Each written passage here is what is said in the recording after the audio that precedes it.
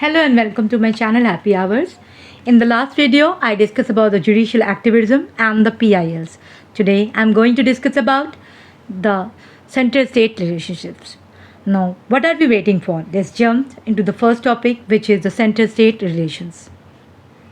There are three categories of the center-state relations. First is legislative relation, second is administrative relation, and the third one is the financial relationships.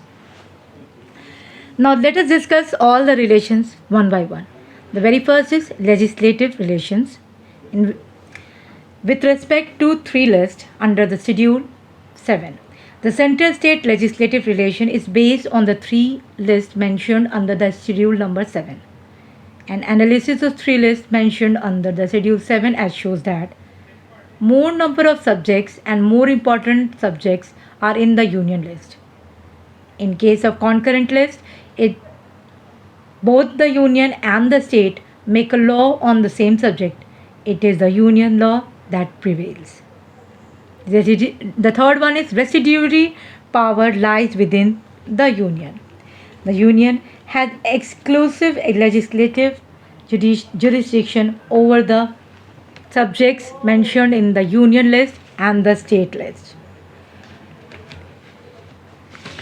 The state normally have legislative jurisdiction of the subjects mentioned in the state list, but under the following special conditions, the parliament can make a law on a subject in the state list. Now, what are those special conditions? Under Article number 249, on the authorization of the Rajya Sabha, a law made under the Article number 249 to be valid only for 1 year at a time. Under Article number 250, during the proclamation of national emergency, state lists get converted into concurrent list.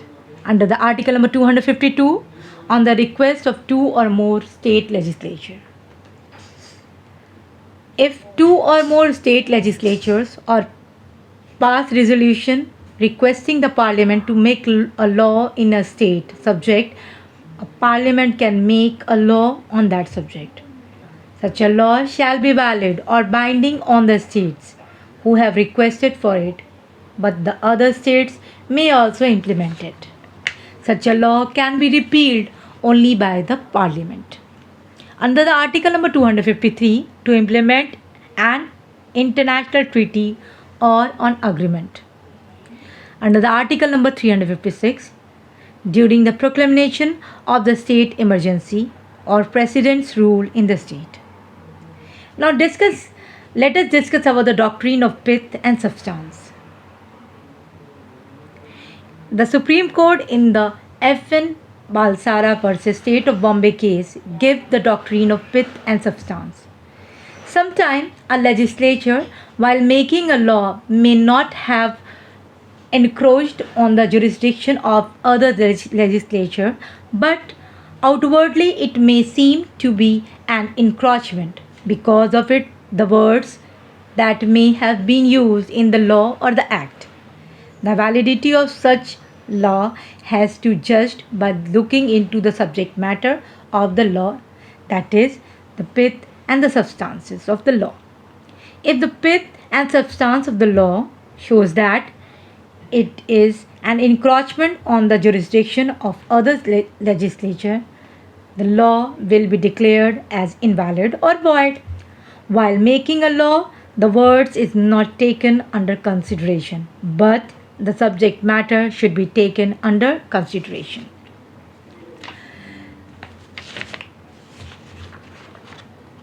Now, to understand more in detail, let us discuss about the doctrine of colorable legislation.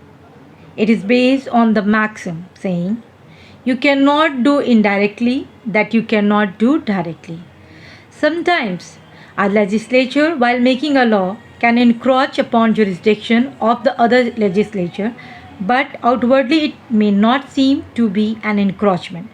The validity of such a law can be judged by looking into the subject matter of the law. Now let us discuss the other topic, that is the center's control over the state legislature. The article number 31 clause A holds that the state can take over private property for the public purposes, like for the airport, for the road construction, or even for the panchayat buildings. A state bill in this regard has to be reserved by the government for the consideration of the president. And the article number 200, the governor of the state can reserve any bill passed by the state legislature for the consideration of the president, and the president is not bound to give his assent for this state bill. Article number 304 clause B. In order to understand article number 304 clause B, we need to understand article number 301, which provides for the freedom of interstate trade, commerce and intercourse. And this article has been taken from Australian Constitution. Exceptions or restrictions on the article number 301. Article number 302 authorizes the Parliament to impose restrictions on the freedom of trade, commerce or intercourse between one state or the other.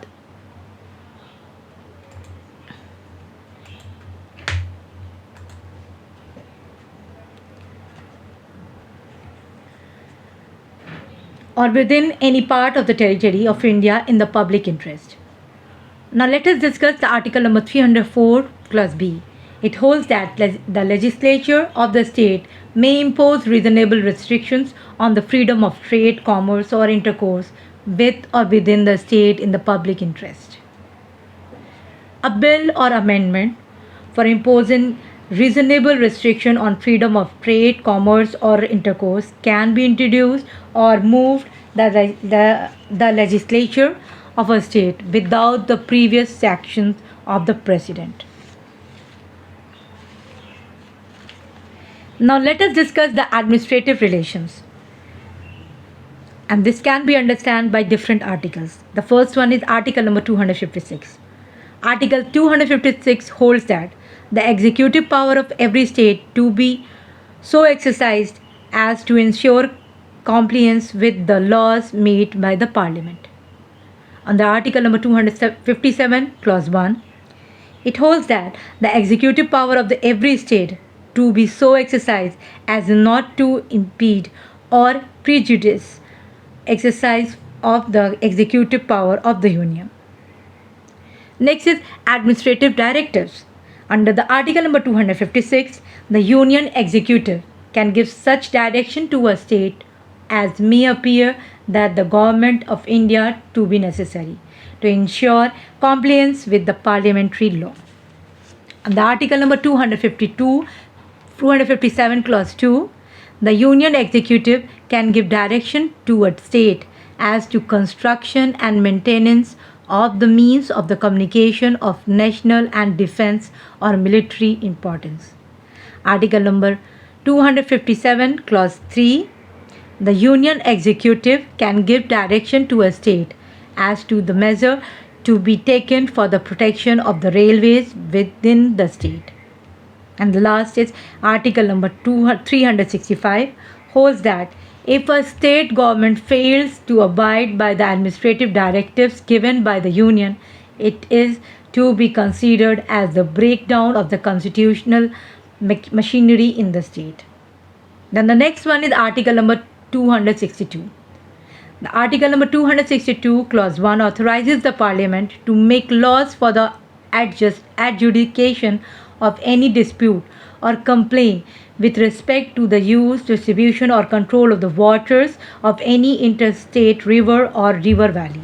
Accordingly, the Parliament passed the River Water Disputes Act in 1956. Here mechanism is given under this article, and these are as follows. As per this act, the concerned state may request to the Union government to constitute a tribunal to settle the dispute. The Union government can constitute a tribunal if it is satisfied by the dispute cannot be solved through political or administrative negotiations. The award of tribunals shall be final but only after it is notified in the Gazette of India. Article number 263. It holds that the President can establish an interstate council if public purposes served in that regard. Now, what are the duties of the interstate council? First one is to inquire into the advising upon the disputes that may have arisen between the states. Secondly, to investigate and discuss subjects in which the center or union and one or more states, or in which some of the states have common interests, like terrorism, national integration, illegal migrants, Naxalism, etc. And the last is to make recommendations upon any such subjects, especially for the better coordination of policy and action with respect to that subject. The President established the Interstate Council in May 1990. Now, what are the composition of Interstate Council? It is headed by PM and consists of 6 union cabinet ministers, and the CMs of all the states and the lieutenant governor of the union territories. Now let us discuss about the financial relations. It's going to be discussed under two headings. First is distribution of revenue between the center and state and the grants in aid. Now let us discuss about the distribution of revenue between the center and state.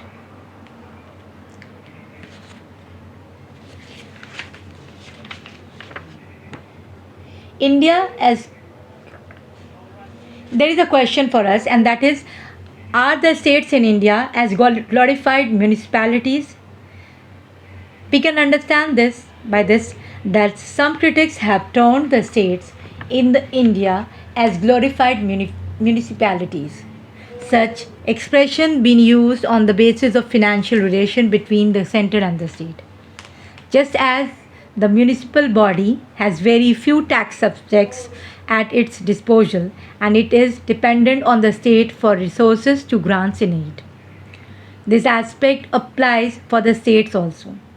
An analysis on the tax subjects allocated between the center and the states shows that more important tax subjects like the corporate tax, customs duties, etc. are under the union government. The central taxes include taxes on transaction in the stock exchanges, terminal tax on goods carried by rail, air and sea, taxes on newspaper and advertisement published therein, land revenue on non-agricultural land, etc. Some of the state taxes include stamp duty, excise duty on the subjects mentioned in the state list, vehicle tax, road tax, entertainment tax, VAT, land revenue on agricultural land, etc. The only taxes which are compulsorily shared between the center and the state are income tax and the GST. The states are dependent on the center for resources of grants in aid also. Now, what is grants in aid? Under the article number 273, clause 1, grant in aid are given to the states of Assam, Bihar, Odisha and West Bengal in lieu of the export duty on jute and jute products. Under article number 275, the Parliament can provide grants in aid each year to the states who are in need of assistance, and different sums may be fixed for different states. For this, there are some finance commission. Now let us understand what is the Finance Commission. It is a constitutional body provided under article number 280 in the Constitution. It is constituted by the President at the expiry of the every 5th year on or such earlier time as the President considers necessary. It consists of a chairman and 4 members. The duty of the Finance Commission is to make recommendation to the President with respect to the following aspects. The distribution of the net proceeds of the taxes between the center and the states. Secondly, the principles which should govern the grants in aid to be given to the states out of the consolidated fund of India. And thirdly, the measures needed to augment the consolidated fund of the states to supplement the resources of the panchayat and municipalities in the state. Now, let us discuss the last topic for today is the issue or the tension arises in the center state relations. The very first is the role of governor. It is the biggest tension area between the center and the state. And it has been seen that when the governors appointed in the states ruled by the oppositions, many a time they act as the agent of the center and the many a time they misuse their discretionary powers. We can say that the governor's office has evolved as the most controversial constitutional offices in India. It has been observed that the governor of state mostly acts as agent of the center while exercising his discretionary powers, whether it is declaring any of his decisions as taken in his discretionary capacity under the article number 163 clause 2 or appointing the CM in the case of hung assembly or reserving a bill passed by the state legislature for the consideration of president or recommending president's rule in the state on the ground of breakdown of constitutional machinery of the state. It has been observed that most of the governors exercise their discretionary powers in the interest of the ruling party at the center. Thus, the role of the governor considered as the tension area in the center state relations. Next is the misuse of the article number 356. And the next is the financial relation. Two aspects need to be mentioned. One is taxes and the second one is grants in aid. States want more shares in the important tax subjects like corporate tax and the custom duty, but they have not been provided. Next is the grant in aid. There is no uniformity in the giving of grants to the state. The opposition ruled states, they accuse the union government of the stepmotherly treatment. Next is law and order. There are two things. One is the deployment of armed forces or central forces in the states without the consent of the state government, and misuse of central laws like Armed Forces Special Power Act by the central forces. And the last one is all India services. The opposition ruled states sometimes say that the officers of all India services, especially the IAS and IPS officers, work for the government. Or they say that they act as an agent of the central government. That's why there is the demand for an autonomy state, due to which the committees are constituted. By this, I am concluding my video. Thank you.